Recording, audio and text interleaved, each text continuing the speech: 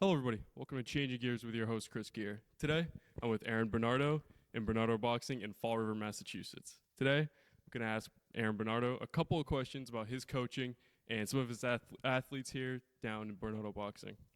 All right, so starting it off, so do you find it challenging to work with different weight classes? Does training a middleweight for a fight and then transitioning to training a heavyweight challenge you? And how do you deal with that challenge, and how do you utilize your athletes differently?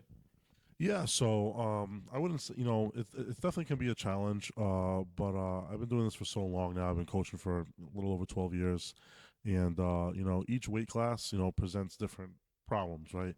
A middleweight or a lightweight, obviously, those boxers tend to be a little bit faster, a little more Yeah, nimble. yeah, So you got to train that athlete, a certain way. What I've always prided myself in my coaching career is, boxers aren't cookie cutter. right, right. Fighters aren't cookie cutter. Yeah, exactly. So, I kind of have to, change gears Yeah, as much as I can. Right, a little fun there, right? Change gears as much as I can with each fighter. So yeah. every athlete, I kind of let them adapt to their style. You know what I mean? I Hmm. see an athlete, and I think that's what's been one of the biggest things of my coaching career and why I've been so successful Yeah, with so many different athletes. I mean, on Peter's show, we had 5 pros on one card. You don't really see that too often right, from right. one gym. Yeah, I take an athlete, I see what they do well, I build off of it, I add little niches to their game while also building off their fundamentals. So I want to make sure they have right. that foundation to fall back on, Yeah, but I let them be them. So yeah, pretty much to answer your question, little things you got to change up. You know what I mean? You got to work. Sometimes you got to be a little bit more speedy with the little, the smaller guys, which keeps my speed up, so I like it. yeah, With the bigger guys, sometimes with a heavyweight in the bigger weight classes, it's not so much just the punching power. It's the pressure. It's having yeah, a big body in front of yeah, you. So maneuvering around the ring a certain way, different kind of a footwork, yeah, So different things that you work on with each athlete. yeah. So you kind of hit the nail on the head there. You mentioned that these athletes aren't cookie cutter. So how do you prepare your fighters? Ranging from heavyweight down to lightweight. How do you prepare them for what they might encounter in their careers, whether it's amateur or pro? Yep. You kind of said dealing when you're dealing with a heavier guy, it's about the pressure, Mm. speed. Not so much the power.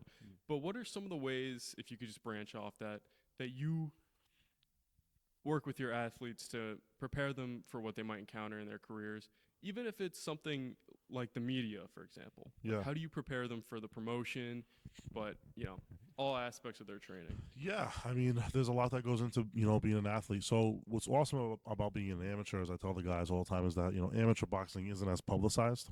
Right. People don't. What's Floyd Mayweather's amateur record? Probably couldn't tell me, right? Right. But you could tell me he's 50-0 as a pro, Yep. right? Yep. What was Rocky Marciano's pro record? 49-0. What was his Hmm. amateur record? Eight and Yeah. Yeah. four. Yeah. I know because I'm a kind of an encyclopedia, but most Yeah. people don't know. They don't really care. It's like Yeah. the amateurs is about learning. We have that saying. It's either Yeah. win or learn. So it's about learning, kind of gaining experience. And what's nice about it, it's not publicized. So I tell my amateurs, who cares? Hmm. I have guys in my gym who'll be on 3, 4 fight losing streaks, and then they won't win one fight, and everybody's like, "Oh man, he's nasty," right? Yeah. Because everybody that you fight is so good. Everybody that you fight, especially when you get to the open class division in amateurs, everybody's so well trained and well schooled. But you're all just kind of learning, and then it's not hard. It's not crazy of me to say that like high level pro boxing or open level pro boxing, even on the regional circuit, is a lot harder sometimes than just like the Right. entry level pros. Yeah. You know, because pro boxing, there's all different kinds of pro boxers. You're in it for different reasons, but you're building up. You know what I mean? You Yeah. usually build up a fighter, and they're fighting lesser competition, and you're kind of sometimes even paying their wages of your opponent, Hmm. and just kind of building yourself up until you kind of get that payday, and you're in a good position where you want to be. But so to kind of go off of your question, Hmm. obviously, I do all the kind of physical training and the mitt work and the punch output and we do Hmm. drills and obviously sparring is a huge aspect of training and making sure the cardiovascular and anaerobic is right where it needs to be at that certain threshold. Because you lose 80% of your gas when they announce your name, right? So these Right. these Yeah. guys have to be at a certain level all the time, no matter who you're fighting. Yep. But what I tell my guys is when you're a pro, there's an additive pressure. There's an added pressure to being a pro boxer because now it is publicized, Right. even on the lowest of levels. You know what I Yep. mean? Yep. You know, I just had a kid make his pro debut, and kid had close to 30 amateur fights, and nobody really knew his name. Now that he's a pro, everybody knows his name. I got Right. another Yeah. pro. Shout out to that's Alex Nenevi. Shout out to Axel Lopez, who is 2-0 now. So Alex is 1-0 now. Axel's 2-0 now. Yep. Axel was a great amateur and had a little over 20 fights and fought some nationally ranked guys and um, people liked and cared about him. But now that he's a pro, you get like an added pressure, an added glow, aura. Yeah. You know what I mean? Yeah. He's a pro. Once that headgear comes off and they got the frilly trunks on, Yeah. people start to pay more attention. The Instagram likes start to go up. And the thing is, BoxRec has become publicized now. Yeah. BoxRec's a huge thing, right? And amateur boxing on BoxRec is really not a thing. They don't really keep track of it well. But pro boxing's right on the money. So everybody's looking at your BoxRec. Everybody's looking at the opponents you fought, what their records were. So a loss in the amateurs, not a big deal. A loss in the pros can definitely be a big deal. So you want to hold on to that as long as you can. But you can't. You can only protect your fighter as long as you can only protect your fighter so much too. There comes a point where your fighters do have to step up. But as far as like the mental game, you just pretty much what I tell my fighters is, let me do the talking sometimes. Let me be the manager. Let me be the kind of like how Freddie Roach used to talk all the shit for Manny Pacquiao. Manny Pacquiao was the nicest fighter ever, and Freddie Roach used to get into it with his guys sometimes more, and sometimes that's me a little bit more. I'm a little bit more of a polarizing figure when it comes to being a coach, and I tend to get into battles sometimes more than my fighters do. But hey, it's whatever. It's my job. And but I tell my fighters just stay the course, worry about the fights, But obviously, I try to give them little tips too because this is the kind of day and age now where you do need to promote yourself. Yeah, for sure. So I try to give them coaching on that. Promote yourself. Right. Use the Instagram. Use the TikTok a little bit, and build your brand a little bit. And And I just heard a fighter from our fighter's coach rather from the UFC, kind of just exactly what you're talking about. It's more, nowadays in fighting, it's more about promoting yourself, having looked at Instagram, TikTok, Facebook, whatever it may be, but kind of building your own brand as an athlete rather than just being a good fighter. Yeah, and sometimes there's fighters who aren't that good, and they have a crazy presence on social media. Right, yeah. And that presence carries them throughout somewhat of their career. I mean, this is the thing about the ring. The ring is truth, right? So you're only going to get so far. So you need to know what your ceiling is, you know, and your coach or your manager or your promoter or whoever you're working with, they know what your ceiling is too. So, you'll get to a certain point and then you'll cap out. So your social media, if you can't fight, your social media will only get you so far. And then if you can fight, sometimes that'll push you past your social media. Like everybody talks about like Terrence Bud Crawford, right? Bud's one of the best fighters on the planet, but doesn't really promote himself too much, right? He's not really a shit talker, and he's not really out there too much, and kind of just does things low key. And maybe some people might call him boring, but he's an unbelievable fighter. So it's the Mayweather effect too. Like I said, when Floyd first came out, he was Pretty Boy Floyd, and his skills were unbelievable, right?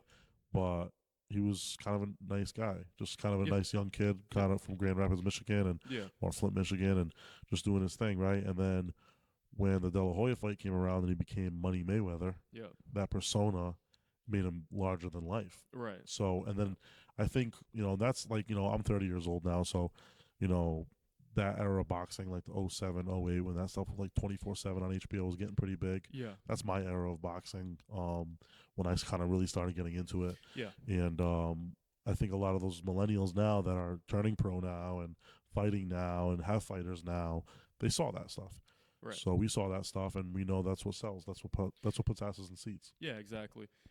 Now, being, I wouldn't say old school, but watching boxing the time you did, kind of getting into the sport the time you did, what's your opinion on like we've been talking about, the new kind of method of being a bigger fighter, the social media, the trash talking? How do you feel? Because this is a respectful sport. Martial arts are at their base. Yeah, it's a martial art. It is. Yeah, it's more of a martial art than a sport, really. Yeah, exactly. So they're founded in respect, honor. And how do you feel when you kind of see most of those traits go out the window when you see these fighters, whether it's boxing, MMA, or any of the combat sports, how do you feel when you see fighters kind of throw those values out the window and Yeah. bring their opponent down with, words, all Yeah. this disrespect, trash talk? Yeah. So unfortunately, you know what I mean. Controversy sells. You know, controversy and we said bad mouthing your opponent and shit talking up to a certain level. A lot of the times when you see it, even on the highest level of pro boxing, it's kind of an act. Right.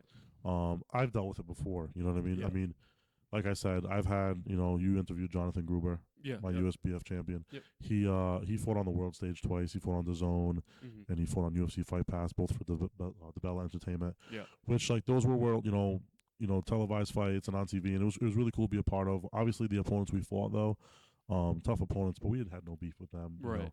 Right. Just recently with Peter's last show on Boston Boxing over here at Florida Fight Night. Yeah.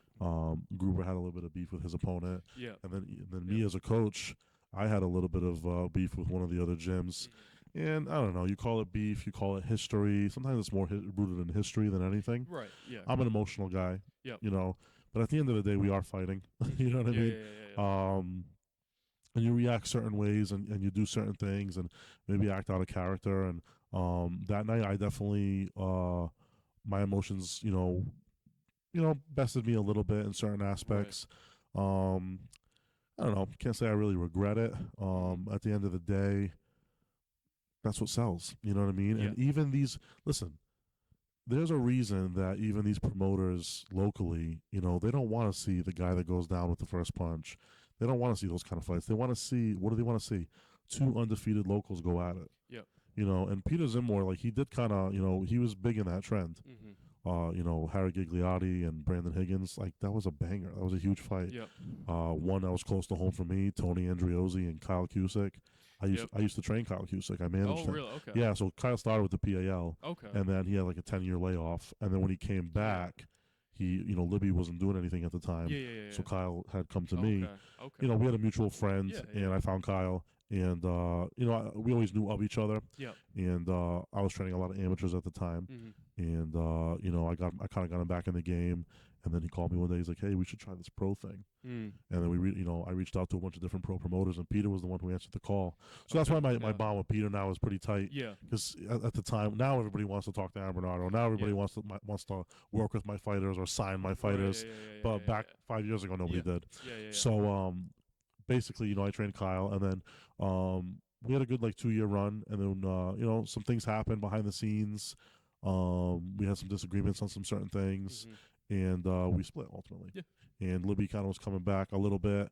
And I get it. He wanted to end his career with his original coach that trained him as a child. Yeah. I trained with Libby Medeiros as a child. So as a coach, I respect Libby more than most of the guys around here. He's the only one around here maybe who I haven't worked with. The only coaches I can really say that about is maybe somebody like Libby and maybe a Ray Oliveira. Those are the guys that have been doing it way longer than me, and I have the accolades, Yeah. And whether those guys, I think Libby has respect for me. I think so does Ray. But, whether they do or don't, I'm still doing my thing. Exactly. I'm still doing my thing. I'm the young guy in the game, but I'm the young guy in the game, and I'm not. I've been around for a long time. I've been around longer than most of these guys around here, and I've been the most consistent. Yeah. And that's just facts. Yep. But I'm not really trying to, ruffle any feathers or do any of that. But even see what I'm saying right now. This is what's polarizing, right? This is what This is what sells. Exactly. Guys might watch this and whatever, not like it or like it. But you got to be ready for this. So basically, why I bring all this up is, even on the local circuit. So when Kyle fought Tony Andriozzi, my pro, who's currently my pro, they were sparring partners. They had trained together. There was such a story behind it. You know what I mean? Even we had a team meeting when Kyle ultimately left the gym and Tony was there, and they kind of got into it at the team meeting. So there was so much hype, and people knew about it. Right. Because I'm talking about it, Kyle's talking about it, Tony's talking about it. So it's two local guys. You know what I mean? Two local guys. Former friends. Yep. Former trainer. Former manager. Yep. And now we're standing across the ring fighting each other. And me and Kyle were still good friends, and we got past all that. And Kyle was always man enough and mature enough to always talk to me about things. So I respect him for that, and I'm glad he had a great career. I'm glad I had to be a part of it. So shout out to him. And Yeah, but like that fight sold. You know Yeah, yeah, yeah, we yeah. did it back at the Castleton in New Yeah. Hampshire, and that place was packed. Yeah. When Gigliotti fought Higgins, that place was packed. That's what people want to see because now your fighter's bringing fans, his Yep. opponent's bringing fans. Yep. People who aren't even fans of either of them are hearing about the buzz, are hearing about the drama, and people love Yep. that. So everybody comes. So at the end of the day, that's what sells. And listen, man, like we're in the fight business. Yep. And guess what? The more tickets we sell, the more money your fighter makes, the more Right. funny money your manager makes, Yeah. because they're going to give you a cut of And that. they're The more money your promoter makes. yeah. You know what I mean? The more fight opportunities you get. So obviously, like controversy sells. So to a certain extent, you know what I mean? Like obviously you have to be respectful, and I think after the fight's done is when the it should be kind of squashed. Yeah, exactly. You Yeah. know, and that's pretty much it, man. Yeah, no, I mean, I understand what you're saying. When I interviewed your fighter John, he did get into it, not get into it, but he did start showing that Yeah, beef that a little bit. passion, you know what I mean? Yeah, And passion. they had some Yeah. words or whatever, and they got Yeah, into yeah. it at weigh-ins a little bit. And I actually had words with Liam before even Yeah. John did. And me and Liam, but Liam Harriman is a very respectful guy. Yeah. And I respect him. I respect his team. I respect what he's doing. You know, like he took on a guy with almost 10 fights who was ranked a lot higher than him, Mm-hmm. who does hold a local title. Mm-hmm. And listen, fair play. He won the fight. I think you can argue it either way. 4-2 him, 4-2 my fighter. It was a split decision. It was Yep. as close a loss as a loss can be. Yep. But two different kind of styles. You know, Liam was going forward. Gruber was countering well. It was Yep. a close fight. Yeah. But at the end of the day, we made it a close fight, and Yep. so we have to take that L. Yeah, At the end of the day, we have to take that L. And my fighter Jonathan Delgado lost to Ricky Jordan, who was a fighter I had trained Yeah. years yeah, ago. Yeah. I trained him years ago as an amateur, and I trained his coaches years ago Okay. as amateurs. Yeah. And so that was a really high emotional fight for me. Mm-hmm. And I didn't like the way it ended, Yeah. and I was a little bit more upset how I felt like we were up, and my fighter kind of gave up on himself because of lack of preparation. Right. But it's my fault as a coach Right. for thinking that his talent was going to be enough. Yeah. And I learned from that fight. So thank you to them, because I learned from that fight, and I'm always learning. As a coach, as a manager, as everything, as a man. I'm never putting anybody in there and just basing it off their talent ever again, because Delgado won a lot of fights just based off talent. I have other fighters in my gym who won a lot of fights just Right. based off talent, but talent's not enough. Yeah. Hard work beats talent when talent don't work hard. So, Hell we learned from that fight. We had 3 big wins that night. So, shout out Axel Lopez, Alex Nenevi, and Keenan Raymond, yeah. Mm-hmm. who's also fighting. Keenan Raymond's actually fighting tomorrow again in Brookline. Yep. But hey, listen, 3-2 on the night. It was an emotionally charged night, emotionally packed night. Unfortunately, when we had that Cusick fight, we did come out on top, and on a big local fight. And we've had some other local battles where we come out on top. Right. On that day in my gym, we did not. And did it sting? Yeah. Mm-hmm. And I'll be honest with you, is it controversial and did it cause some stuff? Yeah, for sure. Mm-hmm. But is it real? That's actually real. Yeah. You know, for sure. And I feel like there's some unfinished business there on both ends. It remains to be seen if, some more fights will ever be made. But, Right. listen, at the end of the day, Peter has always said this to me, like, he awarded me the trainer, his staff or his board Mhm. awarded me the trainer of the year Mm-hmm. last year of 2024, which I'm honored to be on that list with some other great trainers who are way older than me and been in the Yep. sport longer than me. But one thing Peter always said is, like, you're not afraid to put your guys in with tough fights. Right. And I've had, just shout out to John Gruber and Tony Andriozzi, Yeah. 2 guys who should not even have had the career that they had. And both of them won, state titles Yep. and had great little careers. Yeah. So, kind of branching off of that, what are some of your greatest moments coaching, and how do you feel when you see your fighters succeed and your athletes succeed, and what makes those moments better, knowing the setbacks that have come with it? What are some of the greatest moments you've seen just as a coach that you've seen your athletes, moments that, even if it's outside the ring or inside the ring, just seeing your athletes succeed, what are just some of the best moments? Yeah, so I'll say like amateur and pro. So on the pro side, I think it was, Jonathan Gruber winning the USBF title. Yeah. We beat Justin Rolfe.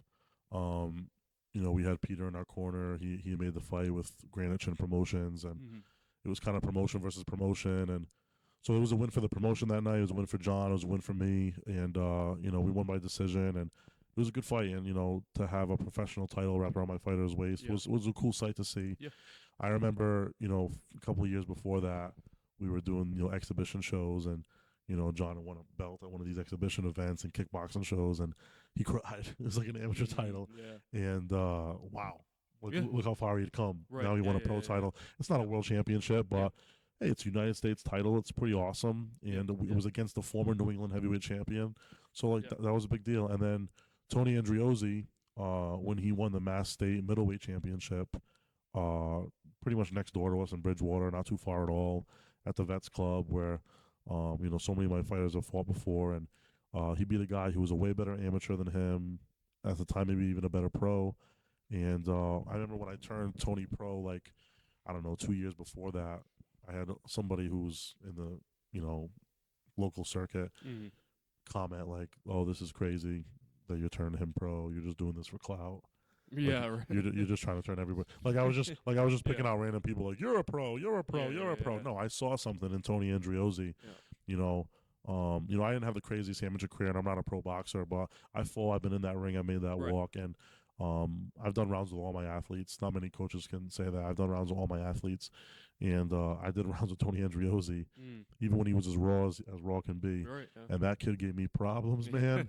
That kid was something different when I was in there with him, man. And I remember even when I had Gruber and Kyle in camp and a couple other good amateurs, Tony wasn't even part of my gym yet. He had come down. I used to train guys in my basement. And I told them all, I was like, hey, you're going to beat the shit out of this kid. Hmm. And they all went in with him, and they couldn't. Right. Even Gruber Right. at the time. None of them Yeah. could. Like, Right. he has this, like, quirky style and off balance, but in balance, and switches his stance, and he's very strong, deceivingly strong. He's fearless. And I said, wow, if I can take this and just add some, niches to it, we might have something here. Mm. And I did, and I think with my coaching combined with his balls, he had a nice little pro career. And Mhm. I don't think he's done yet. He's been on a little hiatus. Yeah. And what's awesome about that is he's also become a great man. So, Yeah. when I met him, had some, legal issues and stuff like that. And now he has an amazing job. Right. He always had a great family and a great wife and kids, but now he's supporting them and so much, and he's in a good place financially and Right. everything, like in his life. So that's awesome for him to see, and he's building that part of his life now. And if boxing and myself in this gym help that, I'm so proud of him. But Right. so those are my two probably big pro accomplishments, Yeah. and then making it to the big stage was cool, with Gruber 2 times for DeBella. That was a cool experience.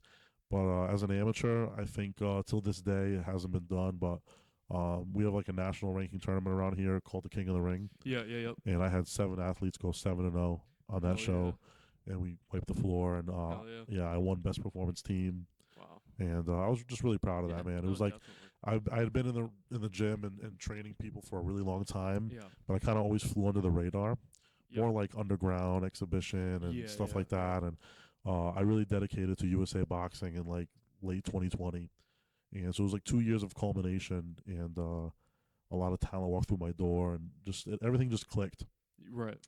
and my fighters killed it. And then shortly after that, we did the first Battleship event Okay. where we hosted boxing out Yeah, of yeah, USS Massachusetts, and we went. I think I put like 12 guys on that show.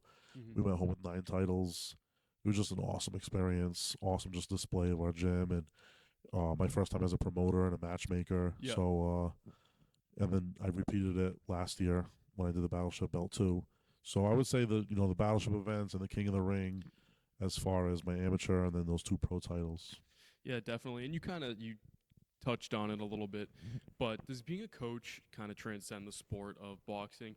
You mentioned one of your fighters had, some legal issues, and he kind of came back from that, Yeah. has a great job, supporting his family, just becoming a better man overall.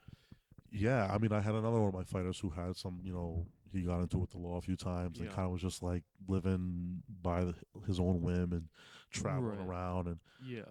he's one of my pros now. He dates my sister-in-law. Right. He's like a family to me. But Yeah. like when I met him, he was kind of just like kind of everywhere. And Mhm. he said to me once that I'm the only guy that's taught him discipline. Wow. He Okay. didn't know Yeah. what discipline was Right. and like how to stay consistent. Now he's one of the Yeah. most disciplined fighters I have. Axel Lopez, he's an unbelievably disciplined athlete. He's Yeah. in here all the time.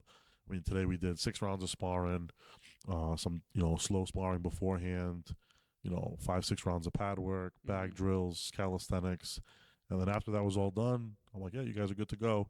He's in the gym over there in my weight room Yeah. doing crunches and standing curls, checking his weight. Right.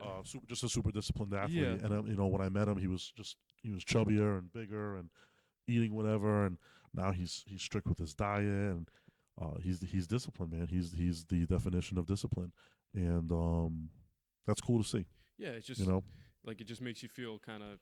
How does it make you feel just to see these athletes achieve? Outside the ring, obviously, achieve these goals of just overall becoming a better person. Maybe if it's Yeah. getting out of a financial situation, getting out of some mental problems, just maybe physical problems, just problems in their life. How does it make you feel to kind of use boxing as a way to shape them and give them the tools to improve themselves outside of the ring and just overall become a better, man, Yeah. wife, husband, woman, just a person? Like, how does that make you feel? Yeah, I mean, it makes me feel tremendous.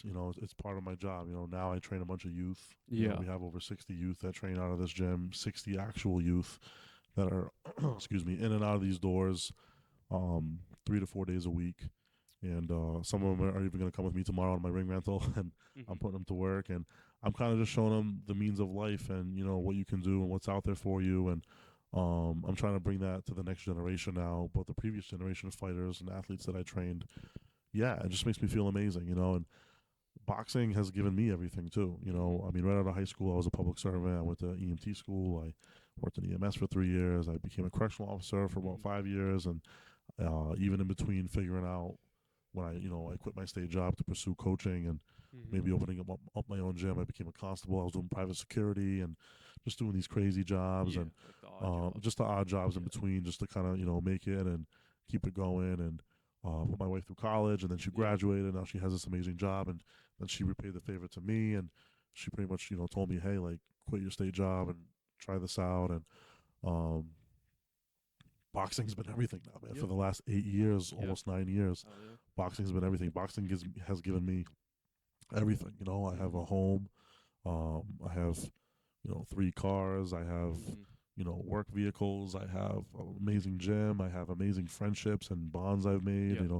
My kids, they don't know Daddy the correctional officer. They don't. Right. They don't know Daddy the EMT. They don't. They just know Coach Daddy. They know Daddy the coach. Yeah. So to them, That's awesome. boxing, and they take my classes and they're here and they see the guys working out and I work out with them and they see all that stuff, but they also see that boxing is Daddy's job and boxing is a lifestyle for us. You know what I mean? And even when it gets hard, they I don't want to do boxing today. And mommy makes sure she tells them like, hey, you know what this sport does for us? You're right. And like, I'm no stranger to mental health, and I've had my problems in the past and lapses in the past, and boxing has always brought me out of it. Being in the gym and being around my fighters. Even on the day to day, I have struggles. You know what I mean? And there's a lot of hate out there and a lot of different noise out there, and everybody thinks that they can just talk and say things and that it doesn't affect anybody. Well, hey, it does. Yeah. And that doesn't mean you're winning in life. That just means that I'm human. And but being around my fighters, being in the gym, holding pads for these guys and working them out, and the conversations we have afterwards, and the bonds that I build with them, that helps me. And even when I was gonna go make my pro debut back in 2021, and then I had my eye injury, and I went into that camp knowing I had this issue, and still did it anyway because it kind of resolved itself somewhat. I hadn't had too many issues with it, and then the sparring and all the accumulation kind of irritated it again. But I took that fight originally, and I don't know if I've ever even said this on the air, to get myself out of a depression. I said, what can I, I was losing touch with myself. I was losing touch with Aaron. I said, what can I do to get myself out of this depression? And it was the physical pain, the physical suffering of training boxing, of real boxing training. So sparring with my athletes all the time, doing what they do, putting my body through the pain and the suffering. And I connected with myself again. I found Aaron again, and it brought me out of that. And then unfortunately, I had, my eye injury afterwards, and that maybe sent me down something else. But at the end of the day, all that stuff happened, and some people thought I might have burned from that. I rose from the ashes. My business became stronger than ever. I had a few athletes walk through my door who were like angels at the time, Hell yeah. and they're still with me till this Yeah. day. And we just my team. We were formerly Punishment Striking Systems, now Bernardo's Boxing, and different names, same team. It's not personal. It's just punishment. And that's why I have the skull in some of my logos. Yeah. And yeah, man, we just keep trucking along. We just keep doing what we do. For And sure. I got that Punisher name because Frank Castle, the Punisher. Like, what is Yeah. he? He's a father. He's a father who loves his family more than anything, and Right. will do anything. Even though he lost his family, but Yeah. he'll just do anything to protect the ones he loves. Mm-hmm. And that's how I feel in my Yeah. life. Yeah. So Yeah. boxing gave me that. Boxing showed me that discipline. Yeah. That's amazing. And being a father and training the youth, does that really bring out the best in you? Because maybe putting yourself in some of these kids' shoes and seeing yourself, kind of almost not a mirror exactly, but kind of seeing a little reflection. Does that bring out the best in you? And if so, how does training the youth affect you, and how do you bring that passion, being a father, into training the youth and bringing up younger athletes and the younger generation? That's a great question. Yeah, no, it really does. So I have 4 kids. I have my Lana, she's 7, Merrick 6, Lawton's 3 years old, and then I have my May Marie. She's 1. Mm. So all my kids, they're relatively young. Yeah. We homeschooled my daughter the first year, and Mhm. now we just wanted to give her the school experience. So now they all go to school, Mm-hmm. and they're thriving. They're doing Yeah. well. They're doing great, and I knew they would. Yep. But they're kids, Yeah. and we're starting to see little things here and there, like hey, this kid didn't want to play with me today, or hey, this happened today, or they're starting to get that little bit of kickback from life a little bit, and it's good to kind of persevere through that kind of For stuff. sure. Yeah. Every kid, that's what school's good for. For I mean, sure. I think school teaches you to a certain extent that you're really gonna, stuff you're really gonna use in life. But Right. what school does teach you is like kind of that everyday struggle. Exactly. Hey, get up in the morning. Right. This is your report time. Yep. Yes, you have to listen to your teacher, just like you have to listen to your boss. And Yep. that's kind of why, I kind of, because I could homeschool my kids still to this day, and I kind of bent the knee a little bit. I was like, all right, let's just send them in. Mm-hmm. But I'm not regretful of it. They're thriving. Yeah. Right. So to go to your question, my kids are they're babies still. So right. seeing these teenagers though, Right. some of these kids they're 15, 16 years old. Some of them are having kids of their own. Mm. It's kind of crazy, right? Right, Like right, right. like just one day they come in, they're like, hey, I'm having a kid. Whoa, okay. Yeah. Right. I see their struggles in school sometimes. Mm-hmm. They tell me about sometimes depressions they have or things that are bothering them, and how can I help them? And all right, hey, let's talk to this one, let's talk to that one, Mm-hmm. and I see what they go through on the day to day. I try to extend it past boxing. Right. And when I first got them, I kind of made them fearful of me. I set the tone, disciplinary wise, Yep. and I earned their respect real quick. Now that I got their respect, they know that's always there. Right. And now I just try to be that big brother. I try to be Right. Yeah. Exactly. that father figure if they need it. Right. And I feel like I kind of grew up fast. And that's no fault to anybody. I wanted to, I wanted to mature fast and grow up, and Yep. I wanted my own life. And I've been with my wife for 16 years, and we always wanted our own family, and we're blessed to have that now. But so basically, what I'm trying to say is, seeing those kids now, I feel like I'm getting like a precursor to my kids, Mm-hmm. and maybe some of these issues that they have now and things that they're dealing with now, like I'm probably gonna see Yeah. Right. with my kids one day. Right. And being a father definitely gives me another level of understanding, Mm-hmm. rather than just being some young guy. Yeah. Being a father, I can sympathize with them. I can empathize with them. And Yep. I can talk them through things, and help them if needed. Yeah. And be that shoulder to cry on, and just be that support system that they need. And I think I definitely give off a fatherly energy. A lot of Right. my fighters now are calling me Unc. I'm getting called Uncle. I'm getting called. They're saying that. That's a newer one. Yeah, it's a newer one. I'm getting told that coach is on Unc status. So, hey man. At first I was like, oh, I don't know if I like this, but you know what?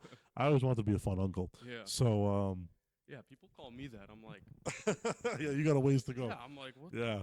So, yeah, I'm kind of on Unc status now. Which, hey, listen, if that's what helps you and that's what makes you comfortable, coach is okay being Unc. I'm okay being Unc status right now.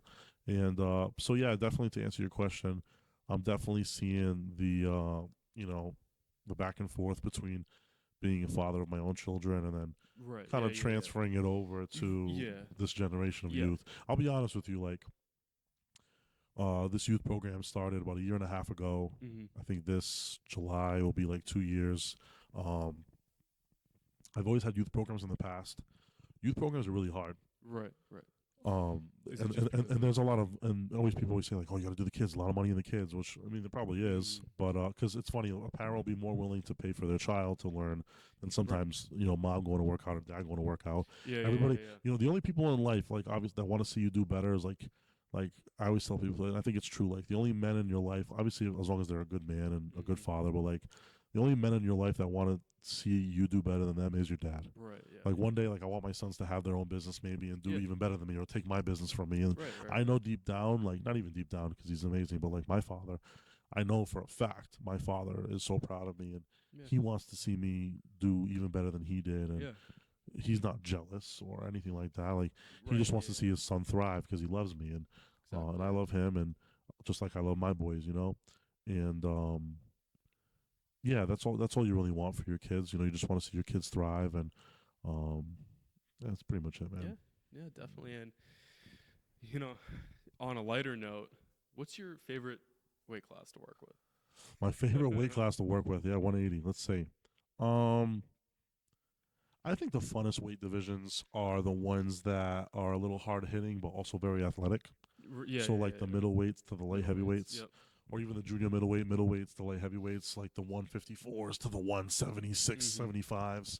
I think that's a fun weight class to work with Mhm. because that danger element is there. They're not Mhm. like little, you know, they're not like little people, Yeah. Right. Although some of the hardest sparring I've ever had in my life was against smaller guys. Yeah. They just present so much more, and punching power doesn't necessarily come from size. Yeah. Sometimes it just comes from delivery and timing. Mhm. And I've been hit by 140 pounders way harder than I've been hit by heavyweights sometimes. Yeah. Right. But size does matter in a certain Yep. aspect too. So I mean, at the end of the day, every big guy hits hard. Yeah. That's what I'm trying to say. So Yeah. if you go pound for pound, that's pretty much what I mean. Like Yeah. there's some 140s who might hit like a light heavyweight, but every heavyweight hits hard. Some Yeah. hit harder, Yeah. but some hit harder than others. Mhm. But I would have to say like the middleweight to the light heavyweights, just a fun division, athletic division. I think that's just the best. I think that's Yeah. and I've worked with a lot of middleweights in my career, so Mhm. yeah. That's my what about to watch instead of work with? Probably the same. Same. Yeah, Yeah. probably the same. But I mean, Yeah. the heavyweights is always fun because it's a theater of the unexpected. You know what I mean? Like, I mean, Yeah. I'm a heavyweight, Yeah. so everybody does this. Like, one of the things that you do when you watch combat sports or any sports, like you kind of almost like just take from yourself. Or like, Mhm. what if I was in there? What if I? So I'm a big guy. I've always been a heavyweight pretty much, Mhm. and the only time I wasn't a heavyweight was maybe when I was like 11. Yeah. But yeah. So I like to watch the heavyweights because it's kind of like, all right, how wow, he's my size. How would I stack up in there? You know what I mean? Try to think about it Yeah. in your own head, and oh, he kind of has a body similar to me, or Mhm. oh, his style. Like it's always cool to see a heavyweight, somebody like a Tyson Fury, who's like so nimble and fast, and Yeah. Yeah. Yeah. Yeah. wiry as a heavyweight, and Yeah. Ali, who's Yeah. I love watching Ali, how his footwork was so amazing, and his speed, and just his timing and the way he set things up. Like, but the fact that he was able to flow like that as a heavyweight is Right. unbelievable. Same thing with Right. Fury, or Right. somebody like a Lennox Lewis, who's just a specimen and Yeah. just did kind of everything perfectly. But Yeah. like, there's nothing like watching an athletic heavyweight fight, like Usyk. Yeah. Usyk right now, right? He's Yeah. the top dog. Yep. Somebody like Usyk's awesome to watch because he's such an athletic heavyweight. Mhm. You know what I mean? He's a southpaw. Mhm. That lefty just has like its own vibe, and the way he's able to move around his opponents, almost like a heavyweight Lomachenko. Mhm. So I would say like between light heavy and heavyweights, like Yeah. right now my favorite fights to watch. Like, I'm also a big fan of Canelo, but Mhm. Canelo's fought in that weight class too. Yeah. So Yeah. Yeah. yeah, those kind of guys, the guys that can present that power, Yeah. but also have that that speed Like and the athleticism. that just that everything. that Yeah. athleticism they have Yeah. it still. You know Right, what I mean? yeah. Where the lightweights are unbelievable. I mean, it's Mhm. almost just pure athleticism, just raw, Right, yeah, pure yeah. athleticism. Yep. And I mean, some of the power's there too. But I mean, I love all boxing, man. Yeah, for sure. I love all boxing. But yeah, Yeah, and you kind of touched a little bit on some of the older, like Lennox Lewis, some of the greats from, I guess yeah, 80s. early '80s, Yeah, '90s. early 80s. Yeah. So, where do you kind of get this? Where does boxing? What is your origin with boxing? Where does it kind of start to play a big role in your life?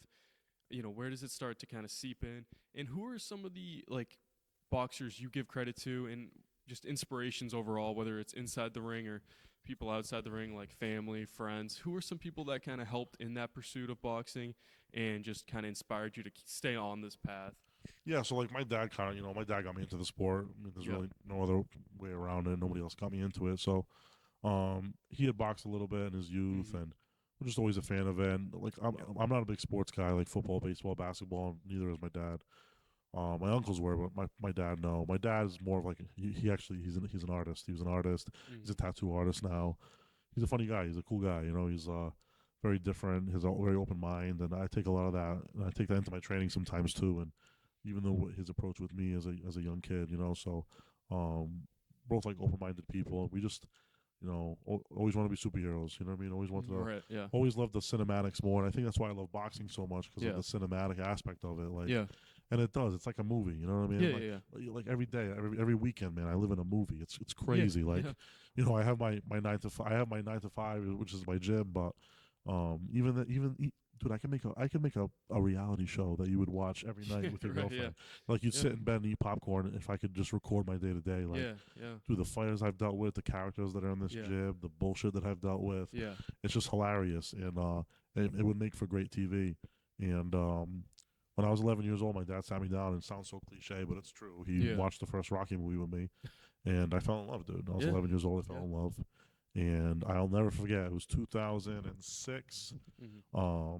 That Christmas, he showed me a couple days before, and I sat Christmas Eve, Hmm. and I watched every Rocky movie from 1 to 6, and just sat there like did like a movie Yeah. marathon as a kid. Wow. Yeah. And I fell in love with it. I fell in love Yeah. with the story, and Yeah. just like not even just the story of like before the fight, and the stories of him Yeah. and Yeah. Yeah. his love interest and Adrian, and this Yeah. and that, like the story of the fight. Yeah.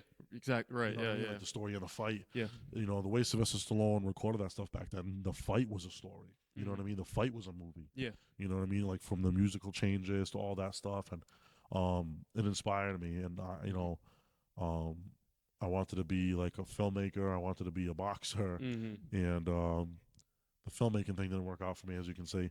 But I got into boxing, and Me either, by the way. yeah, but I realized quickly that I had talent for the sport. Yeah. Yeah, I realized quickly that I had talent for the sport. The gyms that I went to and visited, and they all said the same thing. Like, Yeah. this kid's kind of classy. Like, he Mhm. got good hands. Like, I would be showing a move and get it right away. And like I said, I didn't have an extensive amateur career, but I got in the ring. I fought some good guys. Yeah. I sparred a lot. I Yeah. sparred everywhere I went. Guys came down to my gym. I worked at different places, and I was at BK, Pro Fitness, PAL. Like, I was just kind of known as Aaron, the Fall River guy. Yeah. Before I was known as Coach Aaron, I was known as Aaron. Like, some guys, Yeah. some dudes that I trained, like they have me in their phone as Aaron the Boxer. Like, that's what I was known as. Yeah. Yeah. And then in 2014, I got thrown into the coaching aspect of it when I was 20 years old. Yeah. But that era of boxing, one of my biggest inspirations at that time, I absolutely loved him, was Joe Calzaghe. Hmm. Yeah, and there's actually a picture of him right there, Oh yeah. which Kyle Cusick got me. Yeah. Maybe I'll record it and just put it in. Yeah. Kyle Cusick actually got me that for my Oh. birthday, but because he knew what a big fan I was. So Yeah. that was like my era, like when I 2006, 7, 8, 9. That's when I started getting into the sport and doing it. And my father was my first trainer, like showing me the sport, and he would hold pads for me, and we'd spar together. And, Yeah. Joe's trainer was his father, Hmm. and Joe's father was a musician. Okay. My father was an artist. Yeah. Right. So like they both never really boxed. Yeah. So that it kind of had like the transcended, but it Yeah, kind of went back and exactly. forth. They had Right. Yeah. and I related to it a lot. And he was just this like unassuming guy. Yep. And I seen his story how he got bullied a lot, and I got bullied viciously in like middle school. Like my 6th grade year was like the worst year of my life. I got extorted for money, and Mm. I got a lot of these guys say they were bullied, or some guys might even grow up now and say I bullied them at one point. Yeah. Right. I didn't bully you. You don't know what bullying is. Yeah. I got jumped walking home from school. Yeah. You know what I mean? Yeah. I got berated for years. Right. You know what I mean? Like, I went to Morton Middle. It was brutal. It was brutal. Like, that's real bullying. Yeah. Talking crap's one thing, but Right. Yeah. you know what I mean? But bullying, like, I never call myself a bully. You know what I mean? Like, maybe I might have talked some, as I got older and got a little more popular. I might have Yeah. voice my stuff or try to be the Yep. class clown a little bit sometimes. But real bullying, I dealt with that. And it was vicious. And that was another reason I Yep. got into boxing too. And I'll never forget, like, my transition from like sixth grade, by the time I was in eighth grade, Yeah. I had started boxing. My hands were nasty. And I was able to do things that the kids around me weren't able to do. Yeah. Yeah. And Yeah. I got into a couple fights and I won all of them. Um, and then sometimes I didn't even have to fight. Just the way I held my hands, kids didn't want to, oh, okay. And it gave me such a confidence in myself. And I remember some of my friends like, it's not fair. You train with your dad. Like, well, it is fair because I train, you don't. You know what I mean? Yeah. And No. Yeah. it changed me as a person. Yeah. It did. Like, boxing gave me such a confidence about myself, a swagger about myself, the way I walk, the way I talk. Yeah. But I always kept my roots though. I'm a freaking nerd. You know what I mean? Yeah. Like, I'll take a good comic book over the Super Bowl any Yeah, day. Like, yeah, that's just me. yeah, You know what I yeah. mean? You go in my office right now, you're gonna see trophies, medals, Mhm. boxing memorabilia, and you're gonna see Spider-Man and Power Rangers. Mhm. That's just me, and I'll always be me. Yeah, And yeah. and and the reason I wear bright yellow pants and funny goggles and this and that and whatever I wear, bright yellow shoes, because I'm confident in myself. Yeah. So, like, that's one of my questions is kind of what has boxing given you, and Confidence, man. yeah, like almost Confidence. the courage to be yourself. Yeah, I mean, I'll wear like a whole. I'll go to shows and like, dude, you just look like a banana. I'm like, that's cool. Yeah. Fight me. Yeah. Right. Yeah. And I'm not going around saying that. I'm not going around saying that to people. But at the end of the Yeah. day, even if you hate me, everybody knows what I'm capable of. Yeah. I'm not saying I'm the baddest dude on the planet by Yeah. any Yeah. means, Yeah. but I know I can take care of myself. Exactly. I'm comfortable in my own skin. Yeah. I know I'm a bad dude if I want to be, Mhm. and everybody else, they fucking know that too. Right. So, but that's why I hold myself a certain way and I present myself a certain way. And like I said, I'll keep wearing the bright yellow pants. And Yeah. these were Rockies colors. Yep. These were the Yep. Italian stallion colors, man. And now I coach the Italian Nightmare. So, Yeah. um, So, kind of branching off that, s- basically boxing essentially has given you the courage and the confidence just to be yourself, Yeah. in almost a world that not many people have that anymore. No. Do you feel like that's just something that's just missing from even my generation and the upcoming generations? Is that just something that's missing? It's just the authenticity of just being yourself. wicked. Yeah. Yeah. That's always missing from a lot of different things. And everybody should at least like try combat sports once in their life. Yeah. Like, even if you don't compete, just get punched in the face a few times. Yeah, You know what I right. mean? It doesn't have to be bare knuckle. Get punched in the face with a 16-ounce glove a Right, few yeah. times. Like, it'll change you. Like, Yeah. knowing that you can take a punch in the face and you're not going to die, or take a punch in the face and like you're going to be okay and you can persevere. And Yeah. sometimes the endorphin rush that you even get from it, the Yeah. release that you can get from it. Yeah. Everybody should dabble in that Yeah. at least one time in their life. Like, Right. there's so many men on this planet who will never live the life I live. Like, For sure. they'll there's Lauren. There's so many men that, hey buddy, there's so many men that'll It's all good. all right, cool. Those are the kids. Yeah, his kids are saying hi. So I don't know if the mics are picking it up, but But those are the things that the sport teaches you. You know Yeah. what I mean? That you are going to be okay. yeah. You are going to persevere. Right. You are tough. You are strong. Mhm. And those are the things that the sport teaches you. You know what I Yeah. mean? And sometimes the sport teaches you that you're not the strongest. You're not the toughest. Mhm. You're not the best. You're gonna come in this room and get your ass kicked that day. Mhm. I've got my ass handed to me plenty of times. I've Yeah. gotten knocked out, stopped right in front of my father, front row, watching me get my head Mhm. bashed through the ropes. You know right, what I mean? Yeah. Right. And right. and fighting a guy, in his 30s, and I'm 17 years old. You know what I mean? I'm just turned 18, and bang, bang, Right, yeah. bang, right? And then Yeah. after the fight, he's like, "Sorry, man, you gotta go to my daughter's birthday." As I'm blowing, Yeah. blood, snot rockets Yeah. out of my nose, Right. daps me up, like, Yeah. and you grow from that as Yeah, a man. yeah, You know yeah. what I mean? And I feel like a lot of men nowadays are kind of missing that aspect of knowing they're not the biggest, Yeah. they're not the strongest, they're not the the best at what they think they may excel at, and they just lack that aspect of getting your ass kicked by someone who is faster, Yeah. may not be stronger than you, but just faster, hits harder, just moves better, and there's a certain humbleness that comes with that. Yeah. I've experienced it before, and it gives you this message that, because a lot of men are walking around like, oh, you see it in bars like, oh, I'm looking for a fight. I'm looking to pick a fight Yeah. with someone, break a bottle over someone's head, just Yeah. walking around like you're the shit. You know, you're the man. And I just feel like that's missing from a lot of men is just that humbleness. Like, okay, you know, I can't take anyone on in Yeah. the world. And, you know, it's a different confidence is one thing, but arrogance is a, you know, different. Yeah, and like you can be ignorant too. You Yeah, can be ignorant, yep. ignorant to the sport. Like there's guys that look like school teachers that will beat the shit out Right, of you. yeah. You know, I got kids in my gym that are the most unassuming people, but when they Yeah. get in here, they are fucking monsters. Right. So, and those are things that you learn, you know, from the sport of boxing, and that Yeah. just take you for the rest of your life. Imagine getting your ass kicked by a dude dressed like a banana that looks like Right, yeah. Yeah, you know what I mean? it- Like, but like- it could happen, you know. Yeah. But just how I just how I might be capable of hurting somebody if I need. And when I say this, it would be only to protect my family. You know what I mean? Yeah, exactly. There's nothing else that would constitute me having to strike another man, Exactly. unless my family was in danger. Right, yeah. You know, unless that happens, there's no reason. Like Exactly. you're just a clown. You know what I Exactly, mean? yeah, yeah. You're just an idiot. Yeah. But as much as like I know I'm confident to defend myself if I needed to, and my fighters should be as well, I'm not ignorant to the Right. fact that you or any of these guys I'm at Mohegan Sun with right now Yeah. could also fuck me up. Right. You know what I mean? Yeah. They could be a black belt in jiu-jitsu. They could be Right, a state. yeah. They could be a 4-time state champion wrestler and Right. take me to the ground. And Yep. you know what I mean? Like we all have our limits. Exactly. Yeah. You know, styles make fights, and at the end of the day, boxing is a martial art. Yep. It's one aspect of martial arts. It's the art of punching, Yeah. and I'm very good at the art of punching. I'm very good at teaching the art of punching. Mm-hmm. But that's what I do. It's the Yeah, art of punching, right. slipping, rolling, you know, from the waist up. Yeah. I dabbled in some kickboxing, you know, stuff like that. I dabbled in judo. Mm-hmm.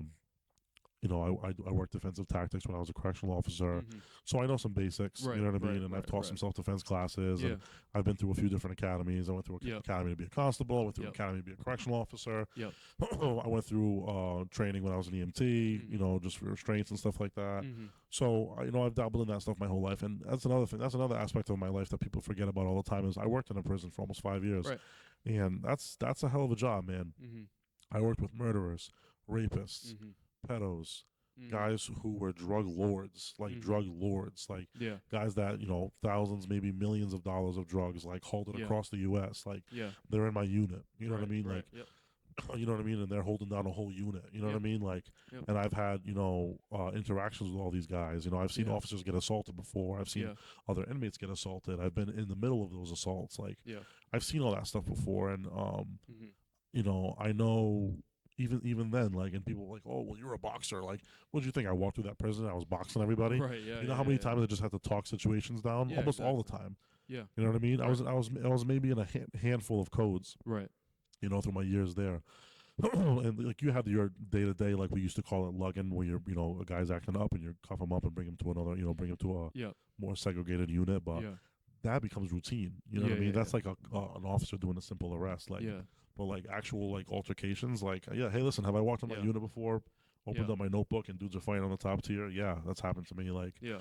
have I seen dudes come in from getting freaking stabbed and blood everywhere? And yeah, I've seen that stuff, and it's nasty. I've had a guy hang himself on me, and but I've seen like the worst of the worst, the lowest of the low, and I've been face to Yeah. face, nose to nose with some bad dudes, You're with some right, really yeah. bad dudes, and my physical didn't get me out of it. A lot of the times it was, you know, my mental and being Yeah. able to talk them down and being Yeah. able to kind of, you know, work it out with them and Yeah.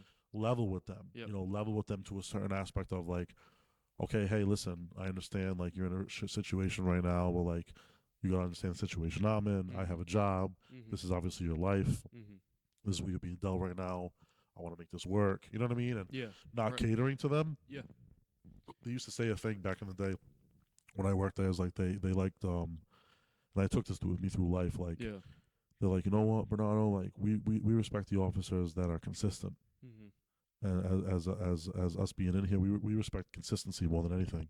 Right. If you're gonna be an asshole, be that asshole every day. Right. Yeah. Yeah. Yeah. If you're gonna be a pussy and let Yeah. us walk all over you, Yeah. be that every day. I'm sorry, I don't know if I can say that word, It's okay. but if you're gonna be a baby, you can bleep that out or whatever. No, But if you're gonna be like, you know, a baby about Yeah. things and just like Yeah. scared and like, all right, just hey, You can Yeah. lock in after. Just, please do it, okay? Yeah. And what I was I had my certain set of rules, and I did not break those rules. I did not bend on those rules. I went in every day and I enforced those rules. Mm-hmm. And some inmates respected it, and some guys actually absolutely, hated it. Yeah. But by the end of my whole tenure there, they all respected me. Yeah. They all respected me, and Yeah. not all of them liked me, Yeah.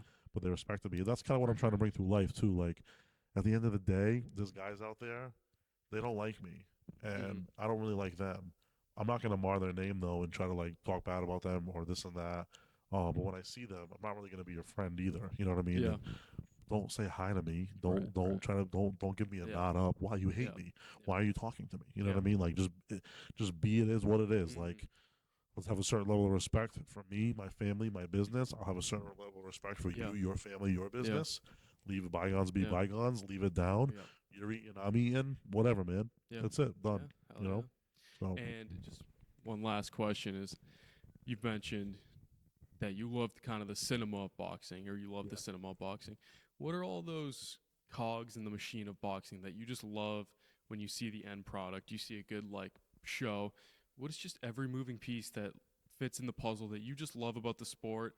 And what can you Oh, it's crazy. contribute to like being a part of that? Yeah, man. From the moment the contract signed, like you know what I mean. Like it got publicized when Yeah. I had to pull out of my pro debut because of a sustained eye condition that I've had that was well noted and documented, right? Yeah. But you know how many guys pull out of fights every day? You Right, know what I mean? yeah, For different yeah. reasons, and they're just, it's whatever. Yeah. But like, you know how many times I've dealt with that with my own athletes, Mm-hmm. and some athletes that have done great things in the sport on Yep. this level, and I'm the one trying to push them and make them persevere and push through. But from the moment that contract signed or the moment the fight's booked, so this is the thing, right? It's easy to come in the gym. I'll be honest with you. It's easy to come in the gym every day and just train. Yeah. When you don't have nothing to look forward to, just train, work on yourself, work on your craft. That's just like the basis of the sport. Yeah. Now there's something signed, and Mhm. and there's a man that you're gonna see in 6 weeks, 8 Mhm. weeks, whatever it is, and that man. All right, everyone. Sorry about the cut. The camera did die on us, so we took a little break. But yeah, so basically, essentially, the last question I have for you is, what are all those little cogs that make up the machine of boxing, and the end product you see that make you love the sport, and how do you play a role in that? Yeah, so it's just such a crazy thing. Like when it's easy to come in here and just, like I said before, like easier to come in here and just work on your craft, work on the sport, just box, just Yeah. train, right? Yeah. But when another man signs to fight you, Yep. and in 6 to 8 weeks you got somebody in front of you, no matter what the level is, Yep. they want to win, Right. they want to hurt you, and that's on the line. And now you're selling tickets for your friends and family to come. They're Mhm. selling tickets for their friends and family to come. It changes everything. Right.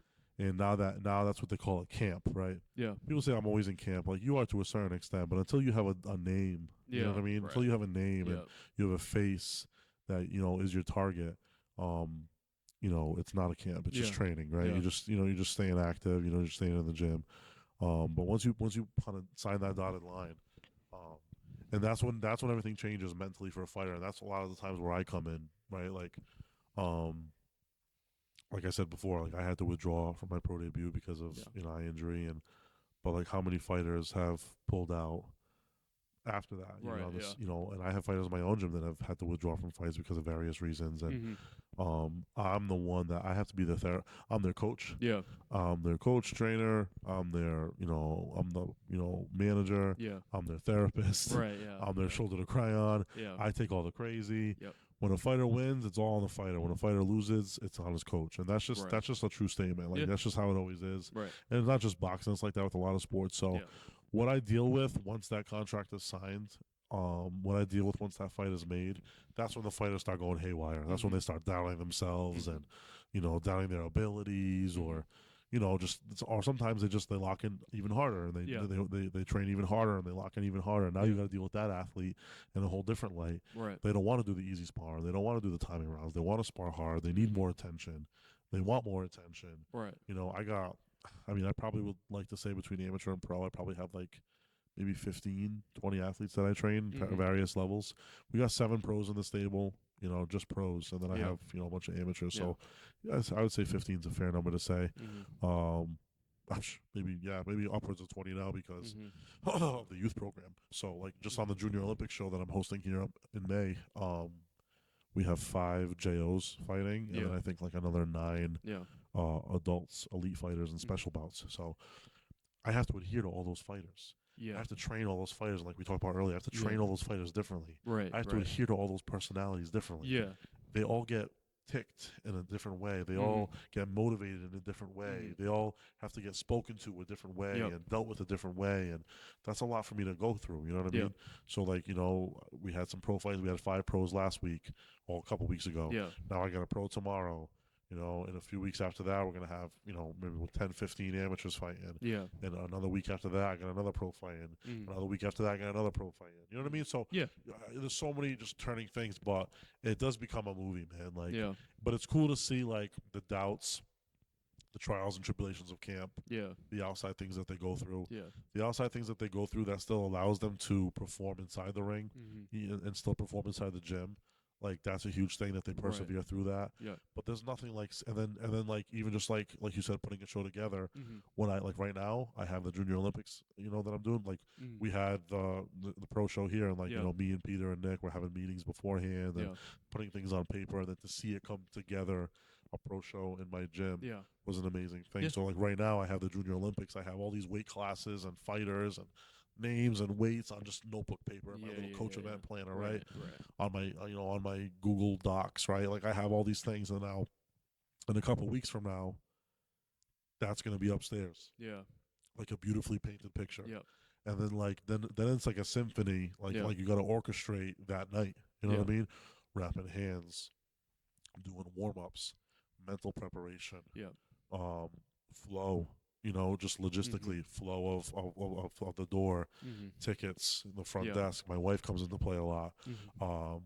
My guys that work for me, that work, logisticals and, Yep. Working security for me and working the doors for me and working, upstairs, running chairs for me and Mm-hmm. whatever it may be. So there's so much that goes into play, so much drama that goes into play. And then Yeah. what's been cool being a part of pro boxing is pro boxing is a little bit more cinematic, Right. where like sometimes you have like, you see the behind the scenes, a little bit more that goes into it. The promotion's Yeah. always a little bit more. Then it's been really cool. Like somebody like Peter Yeah. has like, being on like the bigger shows with him, Mm-hmm. seeing like Peter interact with Lou DiBella. Yeah. I remember watching Lou DiBella on the Rocky Balboa movie, Yeah.